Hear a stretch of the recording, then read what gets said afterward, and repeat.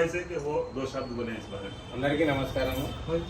కార్వాన్ అధ్యక్షులు ఉస్మానాజీ గారికి, మహిళా అధ్యక్షురాలు శోభా పండే గారికి, సీనియర్ నాయకుడు సిహెచ్ నాగేష్ గారికి, లక్ష్మణ్ గారికి, మరి ఇచ్చేసిన అందరికీ నా యొక్క నమస్కారం. నేను 15 సంవత్సరాల నుంచి తెలుగుదేశం పార్టీలో ఉన్నా. అక్కడి నుంచి పార్టీలో చేసి మా అలయన్స్లో ఉన్నప్పుడు ఉస్మాన్ ఆదిబాయ్ ఎంబడి పనిచేసిన. దాని తర్వాత ఈ సంవత్సరం నుంచి పార్టీలో జాయిన్ అయినా అంటే కాలేకపోయినా.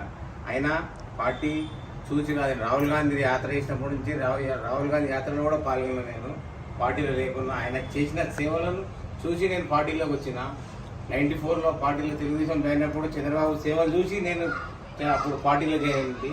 ఇప్పుడు చంద్రబాబు అక్కడ పోయినాక 94 ఈయన రాహుల్ గాంధీ యాత్ర చేసినప్పుడు శంషాబాద్ నుంచి చార్మినార్ దాకా ఆయన వెంబడి పోయినా నేను. అట్లా అప్పటి నుంచి జాయిన్ అయినా ఉన్నా, కానీ నాకు వీలు కాలేదు. ఇప్పుడు నేను సహశక్తులా నేను ఏ పార్టీ ఏ పదవి వచ్చినా ఏ చేసినా పార్టీకి అనుకూలంగా ఉస్మాన్ ఆదిబాయ్ ఎట్లా చెప్తే, సిహెచ్ నాగేష్ గారు అట్లా సీనియర్ నాయకులు కాబట్టి ఆయన ఎట్లా చెప్తే అట్లా సిహెచ్ నాగేష్ శంకర్ భాయ్ ఆయన మేము చిన్నగా ఉన్నప్పుడు ఒకటే క్లాస్మేట్. మేము ఇద్దరం ఒకటే స్కూల్లో చదివినాము. ఫస్ట్ క్లాస్ నుంచి 10th క్లాస్ వరకు మేము ఇద్దరం ఒకటే క్లాస్. మా ఇద్దరు రాజకీయ జీవితాలు కూడా కాంగ్రెస్ లో స్టార్ట్ అని.